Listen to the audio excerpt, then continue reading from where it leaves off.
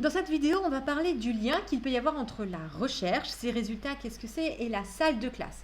On va vraiment regarder ce que c'est que la recherche, comment ça fonctionne et comment est-ce qu'on peut ou pas faire le lien avec ce qui se passe dans la salle de classe.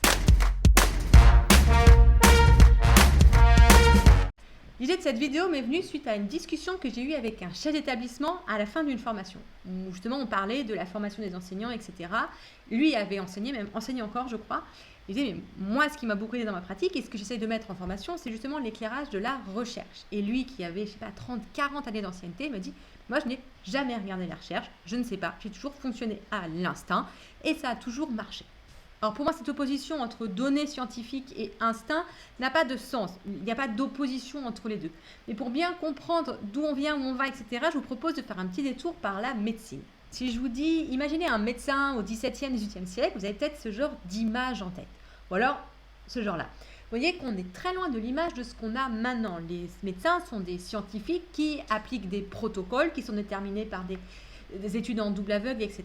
On voit bien qu'à l'époque, on fonctionnait encore au doigt mouillé. Les saignées sont restées pendant longtemps parce que les médecins avaient l'impression que ça fonctionnait. Et quand on a regardé concrètement, est-ce que ça fonctionne avec des indicateurs plus objectifs que juste que ressent le médecin, on a vu que ce n'était pas le cas.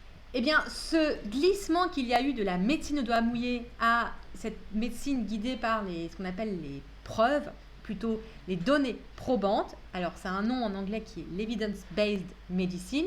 En français, c'est la médecine guidée par les données probantes. Et donc, ça, c'est un glissement qui s'est fait en médecine sur les quelques dizaines d'années qui viennent de s'écouler et qui commence à arriver en éducation avec cette idée de evidence-based teaching, c'est-à-dire demander à la recherche et non plus au doigt mouillé des enseignants de regarder ce qui fonctionne ou pas dans une salle de classe pour pouvoir mettre en priorité ces pratiques en place dans la classe. Cette approche, elle a beaucoup d'avantages et elle permet d'avoir justement quelque chose d'itératif où les enseignants apprennent des enseignants de générations précédentes, etc. Elle a un gros défaut qui est qu'on a peut-être cette impression de pouvoir trouver la formule magique. La science nous dira comment enseigner et il suffira de suivre ce que la recherche nous dit de faire. D'où le côté recette magique, voilà, la science nous donne la recette pour enseigner. Eh bien, en fait, on voit bien que ça ne se passe pas vraiment comme ça, et notamment qu'il y a beaucoup de difficultés pour les enseignants à intégrer les résultats de la recherche. Donc, il y a deux problèmes principaux. Le premier, c'est qu'on ne peut pas attendre de la recherche qu'elle donne une recette magique. Ça, ce ne sera jamais possible.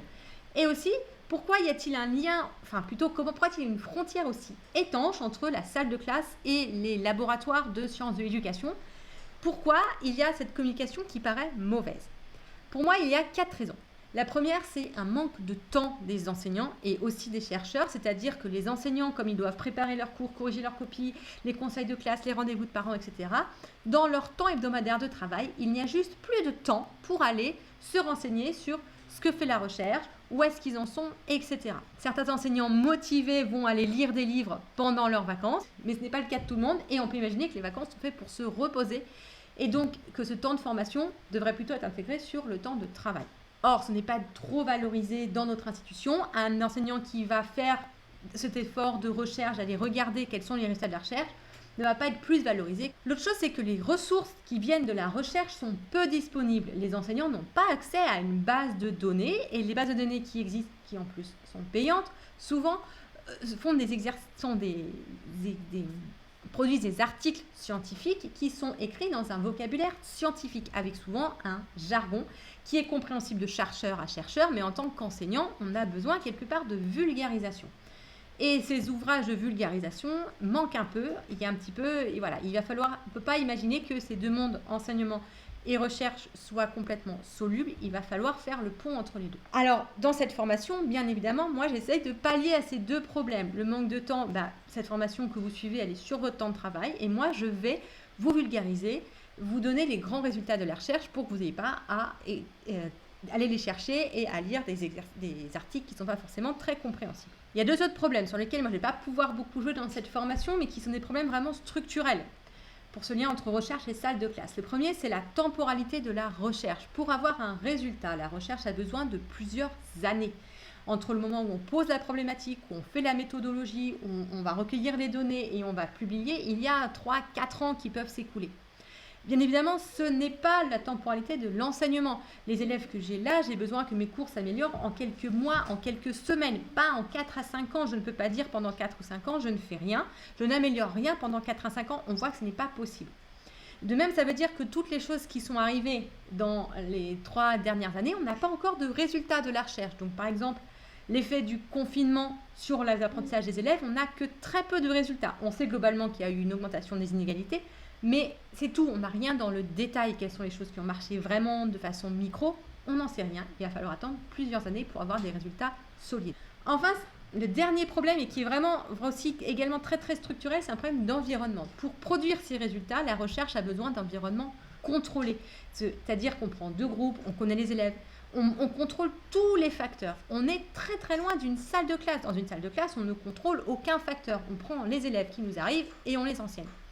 C'est pour ça que des fois, des résultats qui sont très très forts, qui sont des impacts très significatifs dans un environnement contrôlé, eh bien, on ne retrouve pas du tout cet impact dans un environnement plus large.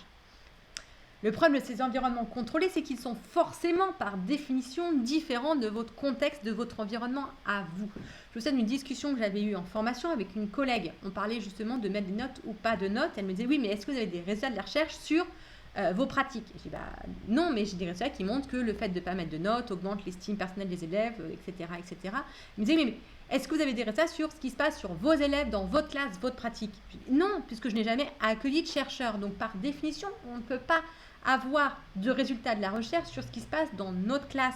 C'est vous l'expert. Et ça, j'ai déjà dit, l'expert de sa classe, c'est l'enseignant. Les recherches vont nous donner des indications, mais ce sera forcément dans un autre contexte que exactement celui qu'on a en face de nous.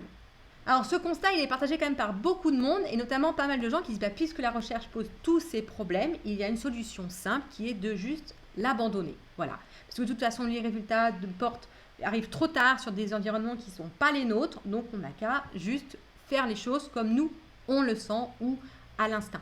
Le problème de ça, c'est que du coup, la boussole, qui, quand on parle de recherche, est quelque chose d'extérieur, c'est la recherche qui montre vers où on peut aller, qui donne des pistes, devient intérieure. C'est moi, mon instinct, qui décide de ce que moi je fais avec ma classe.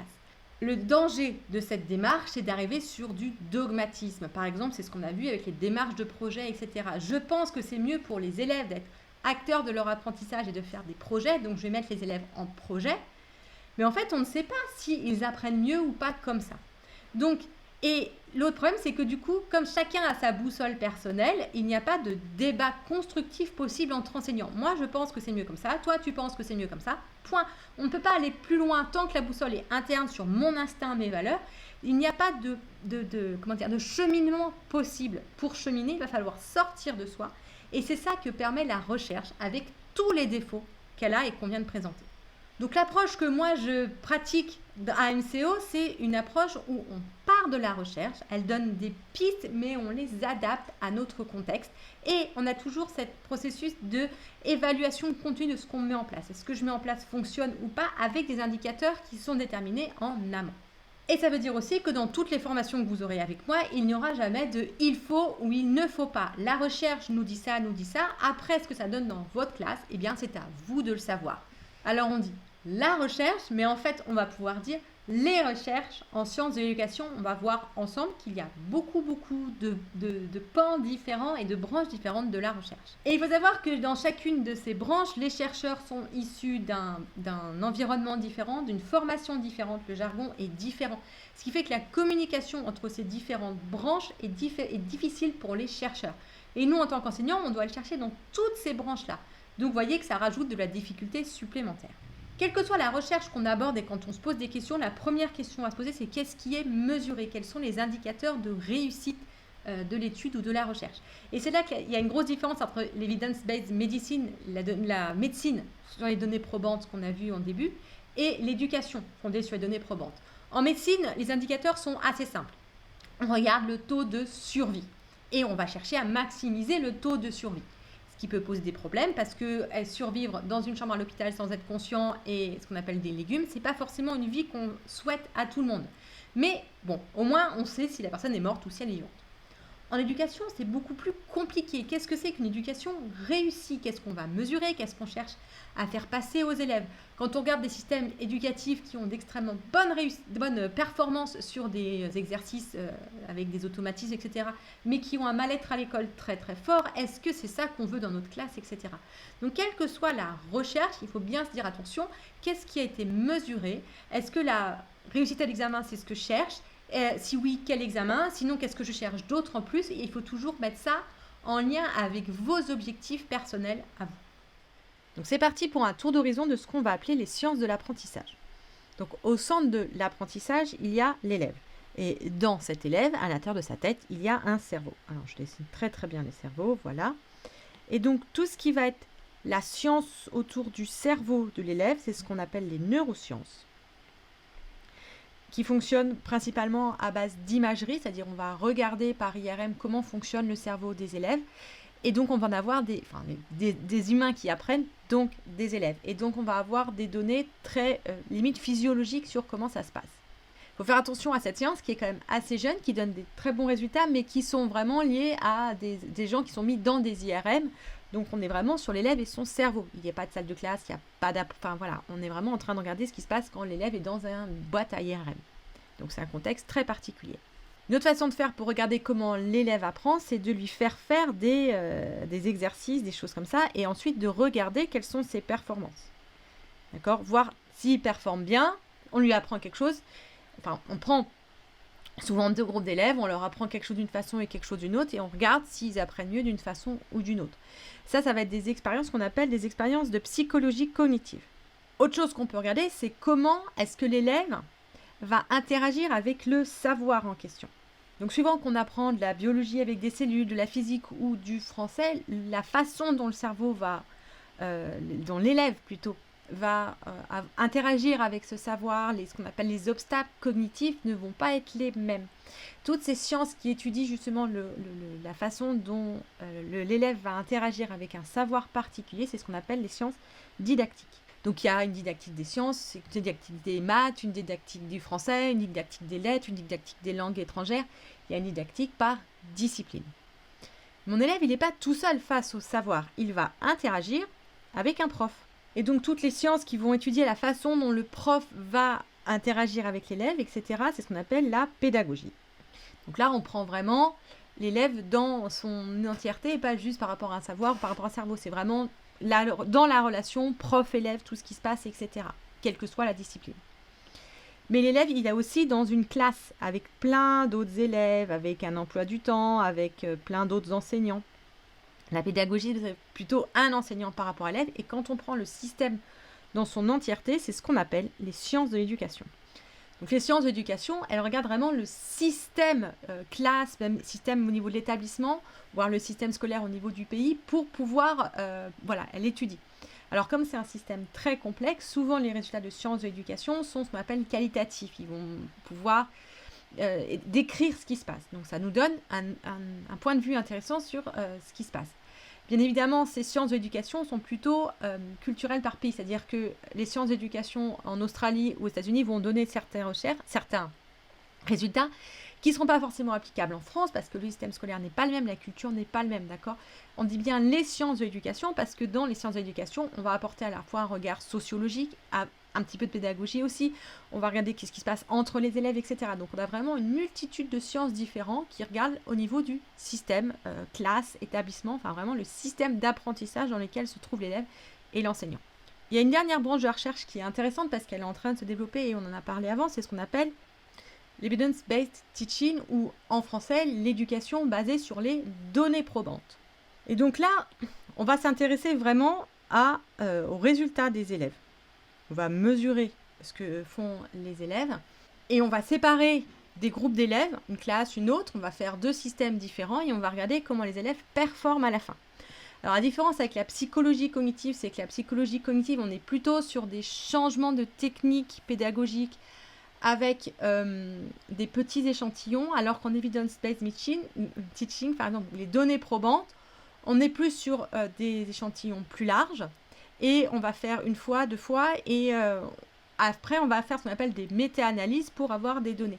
Mais en fait, l'idée, c'est de complètement faire comme si l'élève n'était pas dans un système, de multiplier les expériences pour pouvoir, et après, en déduire des données probantes. Donc, il y a beaucoup de statistiques qui sont engagées, des choses comme ça.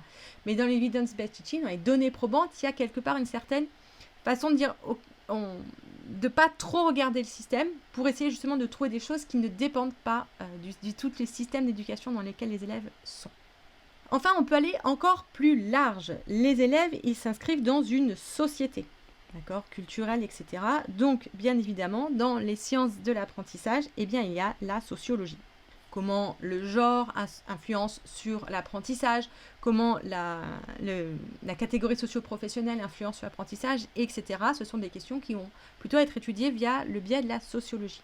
Enfin, on peut aussi regarder le système scolaire par rapport aux autres pays du monde. Ça, c'est le monde. Et là, on va voir le dernier type de recherche qui sont les comparaisons internationales. Donc, celle qui est la plus connue, c'est PISA, mais on peut aussi trouver TIMSS, par exemple, ou CEDRE, il y en a d'autres. Mais la plus connue, c'est vraiment PISA. C'est-à-dire, on va faire passer les mêmes examens à plein d'élèves dans le monde et on va regarder comment les élèves de chaque pays performent pour pouvoir en déduire, ou en tout cas trouver des corrélations entre les systèmes et la façon dont les élèves performent. Et donc, les sciences de l'apprentissage, c'est tout ça, c'est toutes ces choses-là. Donc, on va pouvoir aller piocher des résultats de la recherche dans énormément de domaines différents. Si vous avez aimé cette vidéo et que vous voulez en savoir plus, être tenu au courant de mes actualités, etc., je vous ai mis en description un lien vers ma newsletter. N'hésitez pas non plus à vous abonner et activer la cloche pour être tenu au courant des prochaines vidéos. Vous pouvez aussi liker et partager pour me soutenir. Une dernière chose, je réponds à tous les commentaires, donc n'hésitez pas à me poser des questions.